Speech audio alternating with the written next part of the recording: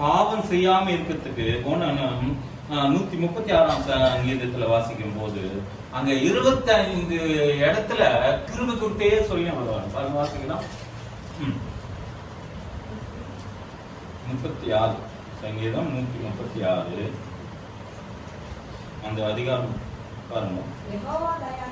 యెహోవా దయాళుడు పారంగా ఆయనకు కృతజ్ఞతలను చెల్లించుడి ఆయన కృప பாத்தீங்களா ఆయన కృప நிரந்தரம் உண்டணும்.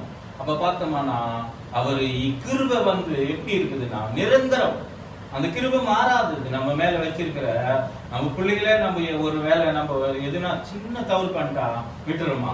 அப்ப நீதிமானம் ஆக்கிட்டு போறீங்க தேவனை விட்டுருவாருங்களா? விட மாட்டாருங்க. அதனாலதான் அவர் அன்பு நம்ம அன்பு கொண்டோமா இல்ல தேவனே அன்பு கொண்டாடனா? நம்ம யோவான்ல வாசிக்கணும். 1 யோவான் 4:19 சொல்றாங்க, அவர் முந்தில நம்ம மேல அன்பு கொண்டாட என்று வேதத்துல நம்ம பார்க்க முடியும். அதே மாதிரி பார்க்கும்போது இங்க நீங்க அந்த 136ஆம் சங்கீதத்துல வாசிக்கும் போது பாருங்க, தேவாதி దేవునికి ஸ்தோத்திரமுలు చెల్లించుడి. பாருங்க, அவர் கிருபை என்று அதிகாரம் முழுவதும் கிருபை கிருபை கிருபை கிருபை கொடுக்கிறார். நம்ம எல்லாம் கிருபையினால நம்ம ரட்சிக்கப்பட்டிருக்கிறோம். ஏன்னா பாவம் செய்ய ஆத்துமா என்ன இருக்கோம் முதலே சொல்லிருக்கு தேவன் இல்லைங்களா? நியாய பிரமாணத்தின்படி பார்க்கும்போது எந்த மனுஷனும் பாவம் செஞ்சு என்ன பண்ணோம்? அடிக்கப்படணும், கொள்ளை அடி பண்ணணும். அதே நேரத்துல அவன் கொன்னு போட்டு அவனை கொன்னு என்ன பண்ணுங்க? கல்லால் அடிச்சு சாவடிக்கணும். வேதம் நமக்கு மோசையை கொடுத்த பிரமாணம். ஆனா அந்த இயேசு கிறிஸ்து கூட எங்கன்னா தப்பு பண்ணும்போது அவரு என்ன தப்பு பண்றாருன்னா தப்பு பண்ணதில்லை. ஒரு தேவாலயத்தில் அந்த நாள்ல ஓய்வு நாள்ல சுகம் கொடுக்கும் போது அங்க இருக்கிறவங்க என்ன சொல்றாங்கன்னா, என்ன அது பரிசெய்றோம் மற்ற இருக்கிற நியாய சாஸ்திரங்க என்ன பண்றாங்கன்னா, இவரு எப்படி இந்த காரியத்தை செய்யலாம்? இவரு நோக்கம் எல்லாம் என்ன பண்ணாங்கன்னா, ஏதோ ஒரு தப்பு கண்டுபிடிச்சு என்ன பண்ணோம் அடிக்கணும்னு தான் இவருடைய யோசனையா. இவர் மேல ஒரு குறைய கண்டுபிடிக்கிறது தான் வேலையா இருக்குது. ஆனா உங்களுக்கோ ஒரு மாடோ இல்ல உங்களுக்கோ ஒரு எதுதான் கைதியோ இல்ல கட்டிங்க எதுனா இருக்கும்போது ஒரு பள்ளத்திலயோ ஒரு கந்துல விழுந்த நீங்க காப்பாற்ற மாட்டீங்களா அப்படின்னு சொல்றாங்க. அப்ப காப்பாத்து போடும்போது அப்போ இன்னொரு இடத்துல கூட நம்ம பார்க்கும்போது இந்த குருடன் நம்ம யோவான் 9ஆம் அதிகாரத்துல வாசிக்கும் போது பெருக்கும் போதே ஒரு குருடனா இருப்பான் இல்லைங்களா?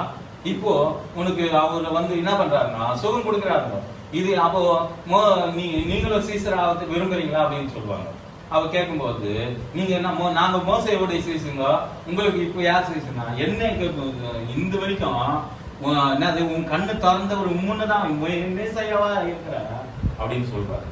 அப்ப பார்க்கும்போது எதையுமே ஆகட்டும் அவருடைய பார்வைக்கு வரும்போது ஜனங்கோ ஆகட்டும் மற்ற வேத பாரகர் ஆகட்டும் என்ன சொல்றாங்கன்னா, தேவனுடைய சமூகத்தில் வரும்போது இவரு மேல குற்றம் சொல்றவங்களா தான் காணப்படுது. எவ்வளவுதான் வேதத்தை புரிஞ்சுக்கிறவங்களாக்கிறாங்களான்னு பார்த்தோம்னா புரியாத தன்மை தான். அதனால்தான் வேதம் எல்லாருக்கும் மறைக்கப்பட்டிருக்குது இல்லைங்களா? எல்லாருக்கும் மறைக்கப்பட்டு இருந்தாலும் நமக்கு என்ன பேர் இருக்குதுங்க? வெளிச்சமா நமக்கு தேவனுடைய வார்த்தை என்ன பண்ணி இருக்குது? வெளிப்படுத்தி நமக்கு காண்பிச்சிருக்கிறார். அதில் கீழே வாசிக்கலாம் பாருங்க. 5ஆம் வசனம் 136:5 பாருங்க. அங்க என்ன சொல்றாரு பாருங்க. తనందు జ్ఞానము చేత ఆయన తన జ్ఞానము చేత ఆయన ఆకాశమును కలుగు చేసెను. பாருங்க, அவர் கிருபை என்று இல்லைங்களா? அவர் கிருபை, அவர் ஞானத்தினால இந்த பூமி ஆகாசத்தை படைச்சாரு. அந்த அதிகாரம் முதல்ல பாத்தீங்கன்னா இன்னும் 6ஆம் வசனத்தை கூட பாருங்க. அவர்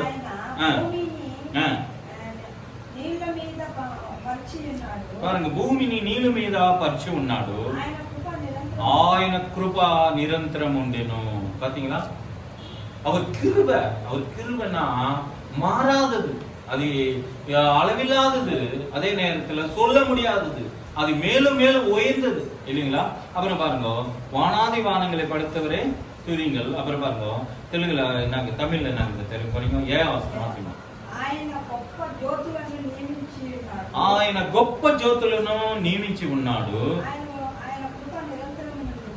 பாருங்க, அவர் கிருபை என்று உள்ளது. தமிழ் வாசிமா பாருங்க, பெரிய சுடர்கள் இத்தி கூட வணங்கிறாங்க. இல்லைங்களா? கண்ணுக்கு தெரிஞ்சதெல்லாம் தெய்வம்ன்றது கும்பிடுறாங்க. நம்ம அப்படி கும்பிட்டோமா புரோஜனம் எதுனா இருக்குதா? இல்லைங்களா? நாம் தேவன் எப்படியாப்பட்டவர்?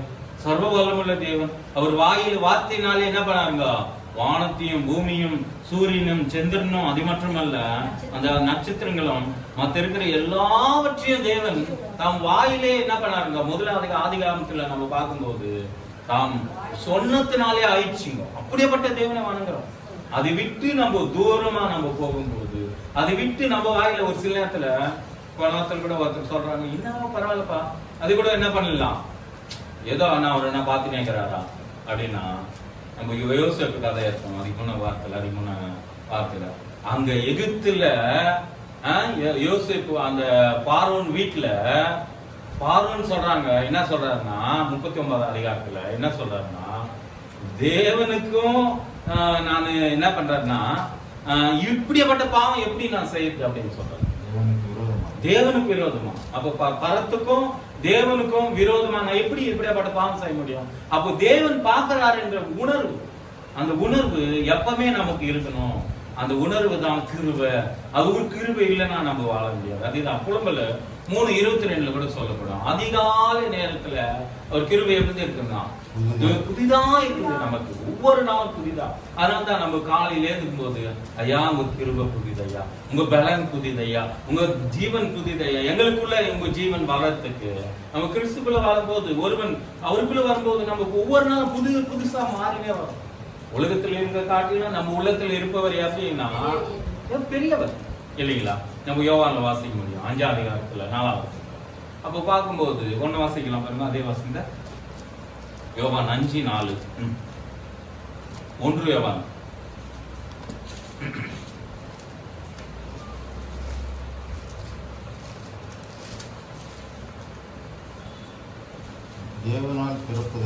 தேவனால் பிறப்பதெல்லாம் உலகத்தை ஜெயிக்குமா? நம்ம எல்லாம் தேவனால் பிறந்திருக்கிறோமா? புரியுதுங்களா நான் சொல்றது? தேவனால் பிறந்திருக்கணுமா? அப்போ ஒருவன் ஆவினாலும் ஜலத்தினாலும் பிறக்காவிட்டா தேவனுடைய நம்ம யோவான் நம்ம 3ஆம் அதிகாரத்துல சொல்லுவாங்க இல்லைங்களா? தேவன் ராஜ்யத்தில் என்ன பண்ண முடியாதுங்க. அப்போ நம்ம எல்லாரும் தேவனுடைய ஆவினால என்ன பண்ணிருக்கணும்? பிறந்திருக்கணும். அவருக்கு தமக்கு பயந்துங்க மேல அளவில்லாத ஆவி ஊத்துறாருங்க. அப்போ அளவில்லாத ஆவி ஊத்தும் போதுதான் நம்ம கிருபை பெற்றவங்களா இருக்கிறோம்.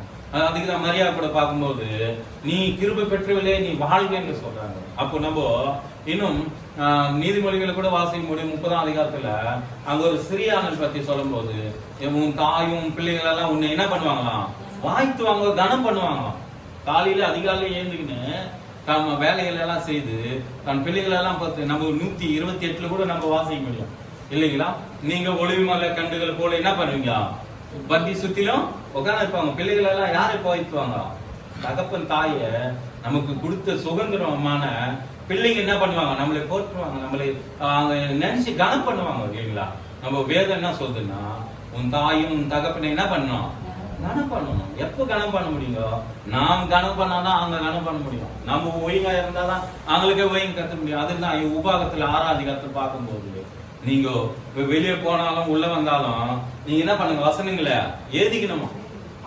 பழகில ஏதிக்கணும், இதயத்துல ஏதிக்கணும். முதல்ல பிரியாத இருக்கிறதான வார்த்தையை என்ன பண்ணா நாம் உள்ளத்துல ஏதிக்கணும். உள்ளத்துல ஏதும் போது தான் மறைக்க முடியும். எங்கன்னா இருக்குதுன்னா ஒருத்தர் கேட்டாருங்களா, எங்கப்பா அவங்க வசனம் அப்படின்னா, பைபிளுக்கு இது ஆனா உள்ளத்துல இருந்தாதான் வேலை செய்யுங்க. பேசினே இருக்கிறோம். நம்ம எப்போ பைபிள் எப்பவுமே இருங்க, கொஞ்சம் போய் பைபிள் எடுத்து வந்து உனக்கு போதிக்கிறேன், நான் போதிக்க முடியும். எந்த நிலைமையிலும் நீ என்ன பண்ணணும்? ஆயத்தமா இருந்தாதான் மற்றவங்களுக்கு நீ என்ன பண்ண முடியும்? வேதத்துல வசனம் அதுக்குதான் நம்ம பிரியாத வசனம் 37ஆம் அதிகாரம் 31ஆம் வசனத்தை வாசிங்க. சங்கீதம் அதில் பாருங்க ஒரு வார்த்தை சொல்றாங்க. 37, 31ஆம் வசனம் சங்கீதம்.